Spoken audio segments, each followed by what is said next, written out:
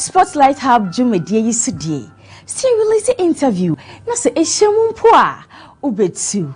Ashanti Prime TV. Aha, ena nekreno. Ewo.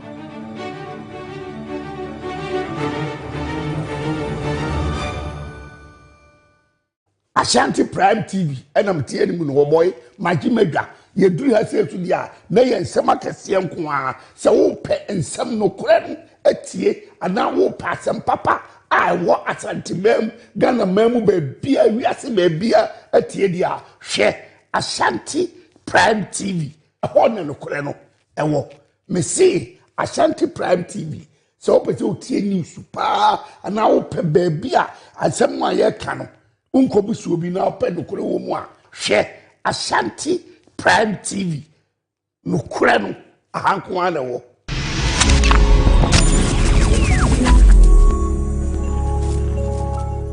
Ebusian for Medina Queen Amadi Miss Culture Global 2025. Keep watching Ashanti Prime TV. Ashanti Prime TV there. Aha and anokre and all. Ashanti Prime TV. Aha and anokre and all. Action. Action media. Audition. Yeah, audition can see me. Our Action media. Yeah, series. Can see pa. Obi amfa no hunyim.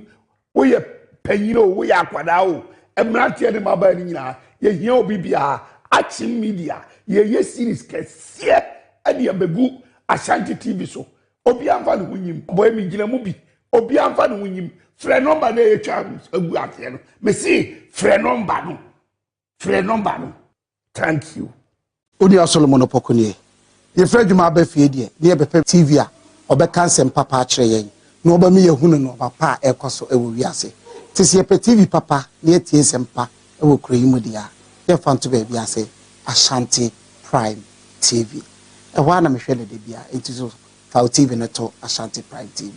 Keep watching Ashanti Prime TV. We love you all. God bless you. Ashanti Prime TV. Aha and anokare ne wo. Ashanti Prime TV. Aha and anokare ne wo. Abusha me mawache ema wakwa eba Ashanti Prime TV. Jumedi ayatu ni din anopa tutu so. Abusha eye morning show jumedi ayede breo. Aha ne yeka Ghana nsem, yeka amayosem, yeka school sem, yeka akwani ebedie ho nsem, yeka mrahye bedwam, yeka akwantempon ho nsem so, yeka yaresabia ho nsem. Aha ne yeka Ghana ho nsem nyina. No kre wom, ya no kre nim, bebi antro ne da ye the evidence any fact ebe kama bom aya analysis ama wa obeti ase. Aha eya Ashanti Prime TV. Jumedi ayatu ni diano pa tutu. Abusha me na medi jumedi enwo chia me. Ye fa me Sam ba Ike. Jebre neti anopa tutu abra no pa nonum ekosi se nondu ebebo no. Morning show sonkwa Ghana ina etie eye anopa tutu. Abusha for aha eye Ashanti Prime TV. Na wonim say ye ka se Ashanti Prime TV dia na che se aha na no kre no ewo.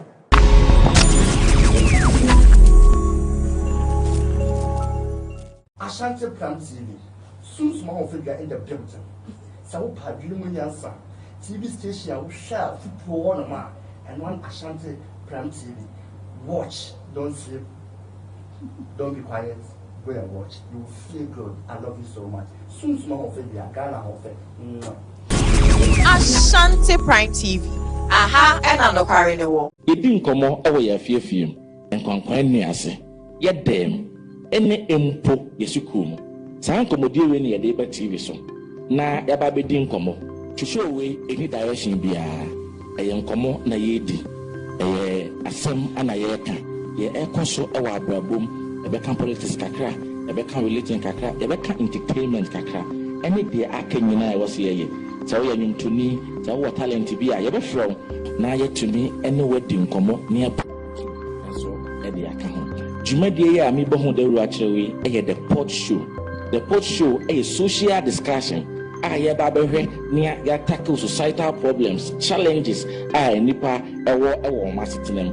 What show is a public discussion space, social challenges, a platform that gives voices to everyone. I mean everyone, right? Na yen di ni din komo na sa session bi a Martin din wachiku ho no. ɛhɔ mebusa wɔn nsɛm a w'ani nna so sɛ mebusa ɛhɔ ana ɛbɛyɛ suppose ɛhɔ ana ɛbɛkyerɛ sɛ wɔkyi gu hɔ nti ka me ho na hwɛ me solo base na yɛndi dwumadie wei ɛfia da biaa 5 p.m.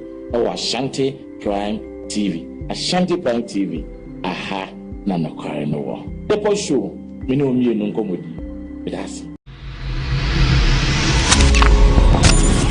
Ashanti Prime TV, aha na nokware no wɔ. Asante eyo mine ne senti na Ashanti Prime TV edi dwumedie nwaso sonko bi eba so ne ato ne din say Spotlight Hub any trending issue eyo me mosomfo Genial Diamond and am di dwumedie ebe somo ejada bia ene wokuada bia 5 p.m. to 6 p.m. na dwumedie hihye so butu so ye up and coming musician, actor, actress, empo social media influencer de ohia ne se obefa number na e chego screen na se no friend na ni endin sa woso e na be yedache enstroma Spotlight Hub jumedie yisudie see release interview na se ehemu mpo a obetu Ashanti Prime TV aha ena ne kre no ewo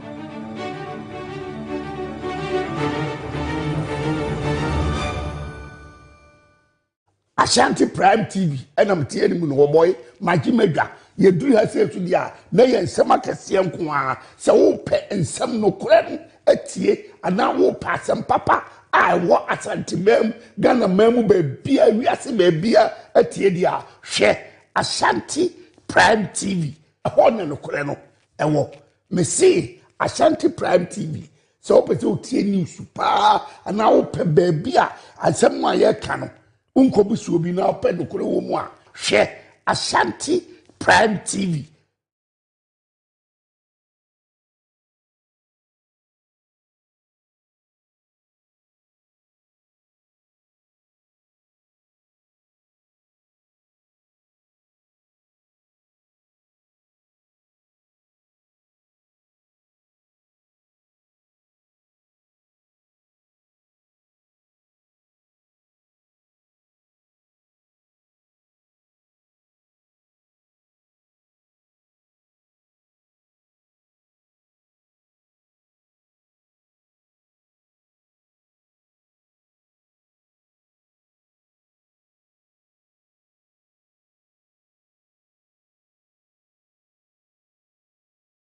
bia kwa ba ediba Ashanti Prime TV enyume no nso kase asemu fo ya no pahema na okokosan mu na pesma kani ode ebreme na magime guamba wetutu ne se na basa ede ama we na hyense kase so ensemu abeti bi wom ene se yade se na ekopiem e wo se hia yade se kokokuafo ede wo yehwe kase pa hyense so ene ekopiem e wo yemra hye bedwafia yade se ense dodo no bi efi ho no mu a eba aboafo mo nso aso masna mede kase ba be so mo bi ni POG band POG Studios ena achimbe dia omo ena ebo machidom na mede kase eba beso mu afen so me so a magime egwa mede kase beso mu ena osonfo ajo adempo metwa me ho na me ba ya do kase ni wasuko sanse no mo yopusu no a ena wote ne kankan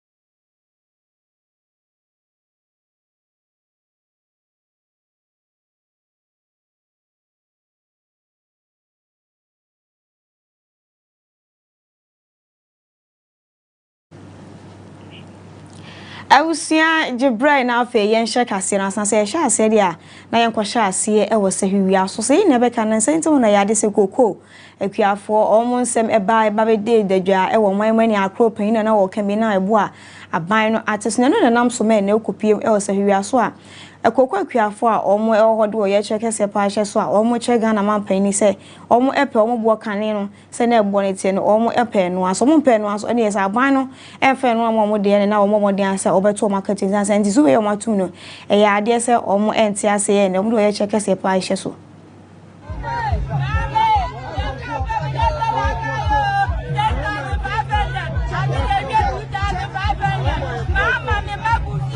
Mama,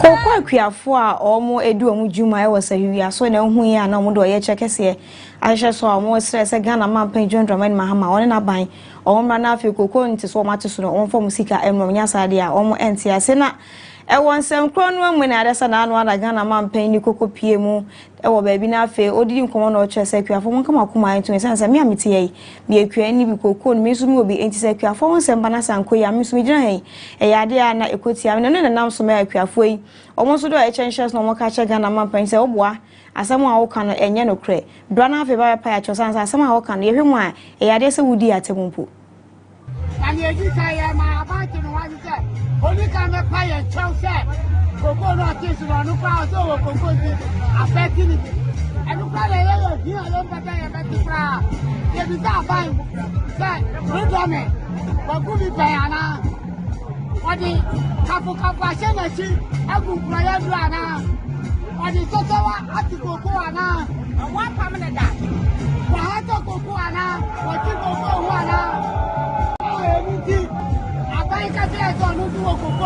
Way so any some way free queer form do mujuma e was a we are soya and no do cha so e fa koko nti so na anu ada Ghana man pani ene na aban ete so no na hu so do ye cheke so a hye so a enya asem pito abutu yen to aka sense to aka sense so dia na yen kotoa so e wo enkofo bi omudu mujuma e wo ye civil local and government staff omudu mujuma e wono no na no mu krata tentintin aba wonti no mu ka se e free bosumi e ba besi mi che march bosumi da eto so nkono e ya de se omo so eti atua omo ko strike san se akatua ntu mu aban no e hye se wo de e mo wa afi 2020 2019 mu no e besi ne omo nte aban no enkantie ne sa aban no e ya de se wo mfi omo ne next month ya de se omo eti atua over their own promises to implement the unique salary structure and other conditions of service will be effective from 1st January 2023.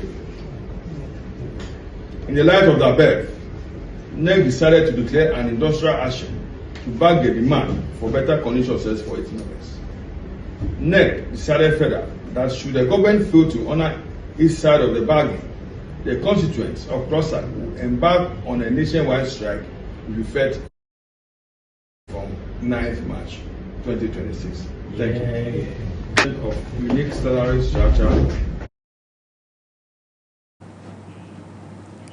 Yenuanom a omudi omujuma e wo civil local government staff na hu ye mo so kyerese e na makatua honkoma na anu ada aban no ma bedi besi na omonti aban ne kan se na omonti ne kan dia e na efiti a afi boso me ye ba besi me ya de se omo eti atua ne omundi djuma biem we so e yensem a efi omo enchen e ba busu yen to sanse ye to so dia na yen kwoto so e o Ghana man pan Dwendroman Mahama na ka kire na ya de se ne o de krata atentintin ababo ntina wo kire 24 hour economy no e ya de se fi na ekwe ye biemu e ne ahye adwuma ase fi na ekwe obia betimi ahye ase ni titiru ene enuanom a omo onwuma akese e wo omo emu ha ne se omo betimi ahye ase na fe 24 hour economy betimi e de adwuma na abon omo man so atimi etumpon. Cabinet colleagues have just appended my signature to give assent to the 24-hour authority bill.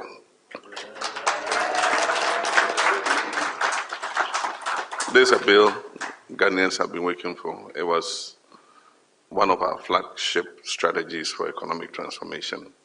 It's taking a while, but we needed to go patiently through the process to give legal effect to it.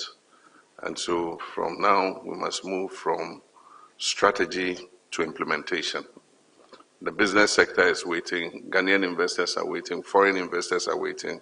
They want to see the package of incentives that we afford them so that they can invest more and expand productivity and also create more employment for our young people.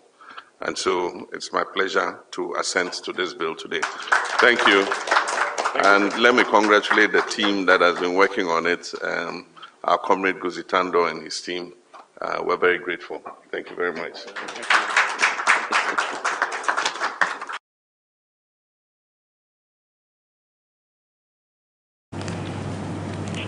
Nese 24-hour economy adan da ye kana yare se fi na kwei ya hye ase a ye di djuma afi ye nto aka sense ye to so a na yen kwotwa so e wo ye yan kasa yen parliament ye speaker of parliament ya ne din ne aba bagbin ene odi nsem bi ato abonten na wo kire so won de ke ono nkwan ko benya e ya de se yenya amanyeko bi na afi ombra na meka MPP ne ani so ne se ne be ya oman no ene ama betimi asesansan se kwakwohwe oman ya mamumu a ya de sa akoye NDC ne MPP nko a na yigina omo so a omo edi dwuma se be nsan ya beba na afi oman no so etimi akone ne tumpo no on de nko benya ya de sa amanyeko fofo so entimi ema na ho so ne ono omo fa mefi so.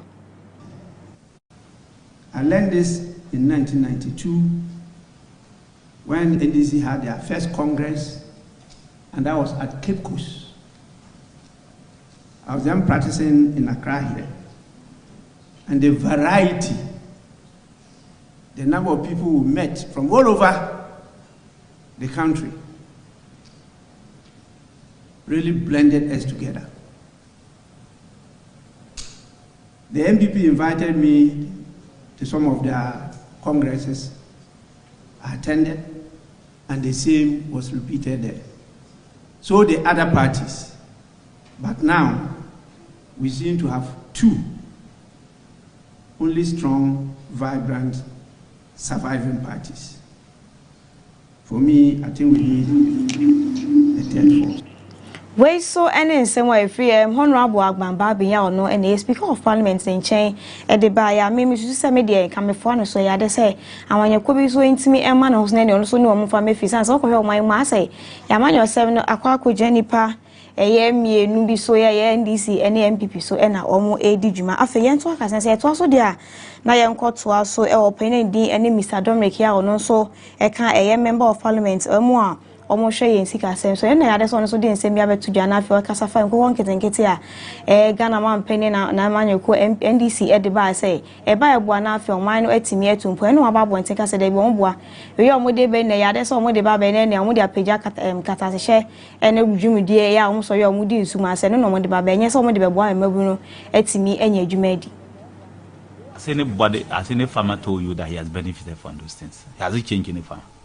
Feeding, has he told you that you produce people and you do not give them feed, you don't give them, how do I say, medicine to keep the poultry? You think that this is, please, it's just like planting trees during the dry season. It's a route for corruption. You will see. You will see that change of government, people, this matter will be investigated. You see people will be jailed for it because trust me, it is a way of, it's corruption, nothing else. There are some things that when you start, it's like telling me that you're going to plant trees during the dry season when you know the trees will die. You know that the trees you are going to plant during the dry season, the north will die, but you are planting them. It is the same thing. If you give this to farmers, you know the birds will die because you are not giving them farmers. You are not giving the agriculture, veterinary extension. The animals will all die. Isn't it just a matter of time? Well, in my country, I haven't seen it. I haven't seen farmers benefiting and a roll out of veterinary services for the farmers to make sure that the birds are alive. Why are they going to just?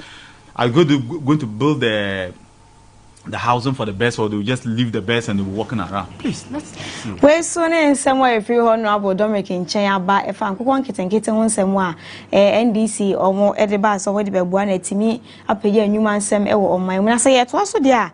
Na yankwato aso oni owura bia ni din ene Mr. Isaac Adongo ya ono ene chairman e demand finance committee ya omudo omudwuma e wo mrahye bijefe no ene ya de se no so de nsem bia tudwa na wo kire se ya de se kokobodo ko mo akache a omo ehia sika papa ene nkoko nte so a efiri so ho aba na afa so atinte ya de so omo so hia sika na omo de adidwuma.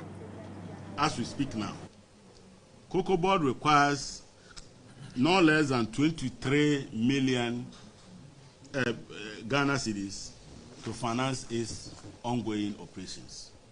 Looking at being able to raise working capital of over 30 billion Ghana cedis.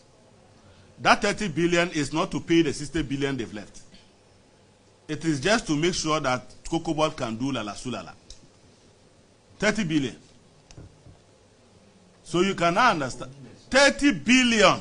Cocoa Board doesn't deal with millions. 30 billion in working capital. Meanwhile, if you look at the accounts of Cocoa Board, you will notice that there's a big hole sitting there that needs to be addressed. The net equity of Cocoa Board is over 20 billion. In other words, jetri numashi jetri na mama sabo kaka. We so any nsɛm Mr. Isaac Adongo edit to dwa efa koko bodomo nsɛm ne niema ekoso ewo omo akachena sɛ yeto so dia na yenkoto so ewo Dr. Mahmood Baomeya ono na wodi ne dwuma ewo MPP amanyoko na afo masan so ni sɛ onye fraka 24 emfama omo ewo abre kwakoto aba ewo afi 2028 ne no ene ya ade sɛ ene okoko pie mu ewo panina wanya ne baby koya ne din ne Dr. Haji Bukari Sade Kamedia ono ne mebi atwa no no ene station general manager Edema Universe FM. Ehona na papa edini djuma na bibi ntene papa etini aka na ekone nkrechi na ya de say Ghana mampani kan na mampani Dr. Mahmood Baomeya kokopie mu ehona afi ode ya akonsem ekoma na busua na wo kire sese hwa papa edi nipa odi nkan ye na interview ewo man mabra o hye na manwasem ase no. And I went to speak to students in Lagos for a program, and he invited me to come to Radio Universe. And that interview that he gave me was my very first interview in Ghana. I'd never spoken on any radio, TV station, never. But he gave me my very first interview in Ghana, and I've never forgotten that. We discussed many issues, and we've remained friends since then. Even when I was in Zimbabwe in 2011, he came for medical attention in South Africa, and he reached out to me at that time, and we have maintained a close friendship, and it's very sad that he's not with us today. The Quran tells us that death is a certainty, and it will reach all of us. That one we should all know. The Holy Prophet will be called. In fact, maybe when you leave here, you may be called. Go to try to acquire any property today if you are dying tomorrow, is it? You will not be insulting. Consciousness, your morality will be very different if you are conscious of death, that it can come at any time. Yet work has sense on your so a interior minister Honorable Muntaka na kachine na yade se no din simbia to Jana watches so kopiemu a national security or more kache yade se Ghana man penny per se we ni a odi dwumadi e ho no meche oni akra hold position wo ho no we ni fi na fe Ghana man penny na nkasa be po ni ade ahwa na so ampo ni ono nkasa be nkwan a obefa so aye wo mu nyuma e de afa. The bill for 20 in the Act 1030 was the role of the Minister for National Security. The Speaker, as you may know, the nature of the security architecture is largely, if you look at Article 83, is largely a function of the President, because the National Security Council is chaired by the President. And because the President cannot be running to Parliament to do other things, he tries to assign somebody to oversight that. But, Mr. Speaker, if you've worked or if you've gotten anybody that have worked in the space, it will tell you that if you are not careful, you create conflict between a detailed ministerial role and the function of the National Security Coordinator. Because he's supposed to coordinate all the activities within the space. And if you assign or leave a ministry called Ministry of National Security, that largely is supposed to play an oversight, and if you are not careful, they begin to conflict and they begin to have misunderstanding, and that affects the security architecture that we have in the country.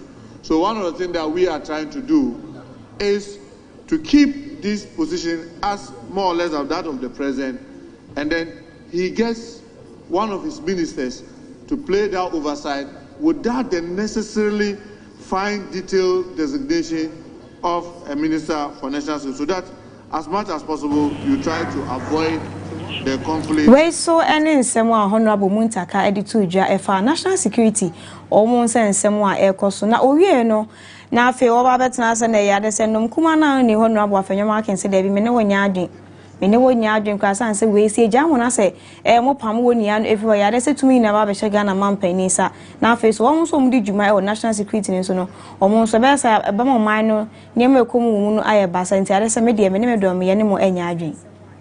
The memorandum before us does not provide any empirical evidence to suggest that Act 1030 has failed. It appears that this bill is more founded on partisan political interest than a national security interest for good governance.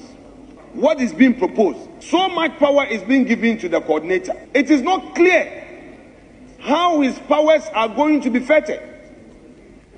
Mr. Speaker, my submission is that if you give such powers to the coordinator and you do not provide for a clear path of responsibility, accountability, and oversight, it becomes problematic to you yourself as a government. And when the rights of citizens are being abused, the man will come and tell you that in the name of national security, there will be the need for the minister to sit with us as a house, do further winnowing, and incorporate. Someone on Kuma Honorable Afenyamake edited if a national security woman says someone a cost on my children. Nebusia Yadeka any baby or Yendi Wana. Nayan Kotu also a sports and recreation minister Yadese, a Yani Diani Kufia and then same year to Jana watches a Busumi D enemy Nakatua de a Yadesa one G or de Bois Amagana sports net me etumpon. Contribution to this fund has already been made. The National Investment Bank has demonstrated leadership with a donation of 100,000 Ghana cedis. That gesture must not stand alone. It must mark the beginning of a national movement. In that spirit, I will donate 2 months of my salary to the Ghana Sports Fund effective February 2026. Let me repeat to the hearing of those who didn't hear that in that spirit, I will donate 2 months of my salary to the Ghana Sports Fund effective February 2026. If we expect the private sector to invest, if we expect federations to reform, if we expect young athletes to commit, then leadership must also commit.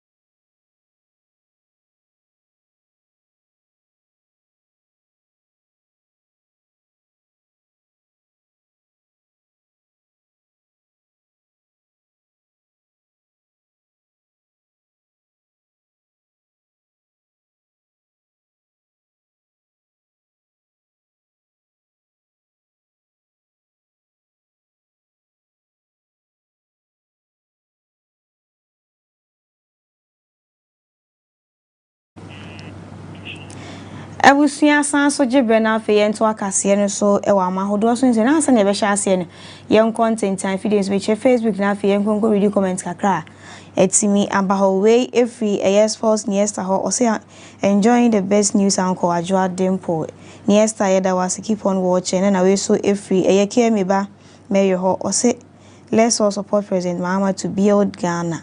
We so every care me ba mayor ho no so dia wo de aba ne be ka hye nsem nko so a enhwe Ashanti Prime TV na afi mo comment nso mo nkoso ase mode ebeba ye to akase nso e wa mahodo so nsemu dia na ye nkoto aso e wo eye South Africa ho na ya de se mampani dada a watwemu ye na ne din ene Robert Mugabe ya de se ne kopiem South Africa dia eye ne ba be ma ya de se mpanifo che se ya so ne patwi na kwa kopiem e wa posifo asem di be ya umusu sa be mo bia na anwa da ye bo ni to no ye yusa brantie enim ho bi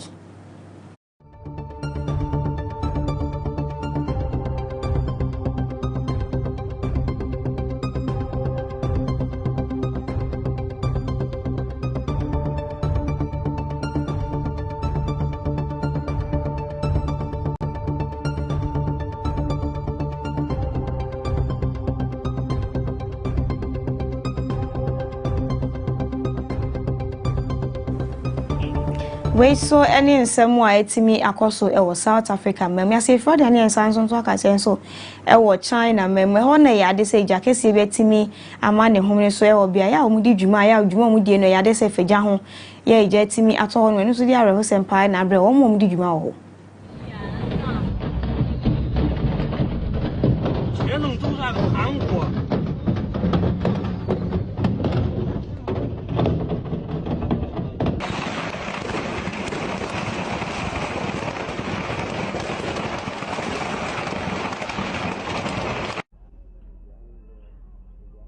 是他一家的，一家。这能走啥个韩国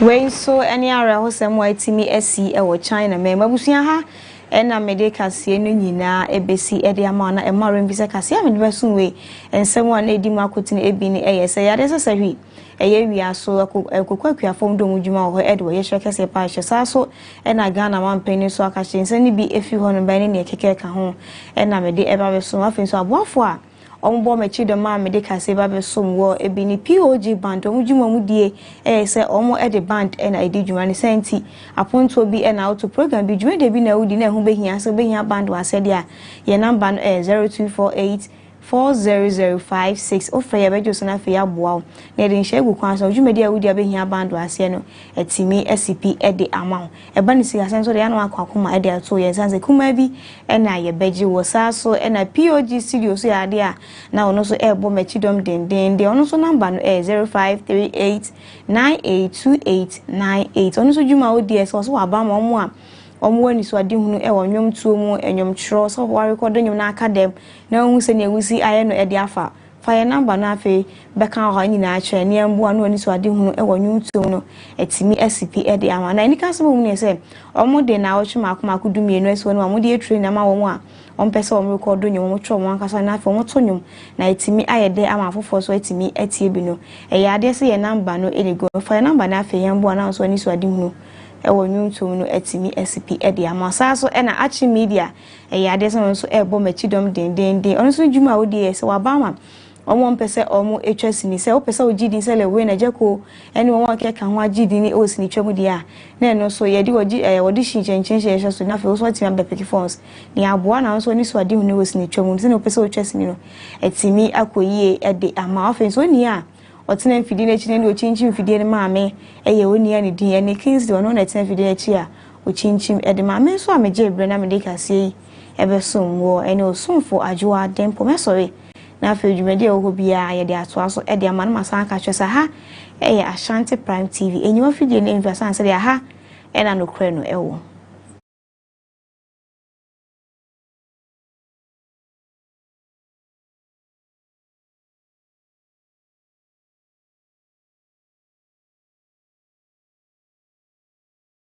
Odi Solomon Opokunie. Ye Fred Juma be fie die, ne be TV a obeka nsem papa a kire yen. No oba mi yehunu no papa ekoso ewo wiase. Tisi ye TV papa ne tie nsem pa ewo kroyimu dia. Ye fanto be wiase Ashanti Prime TV. E wa na me hwele de bia entizo fa TV no to Ashanti Prime TV. Keep watching Ashanti Prime TV. We love you all. God bless you.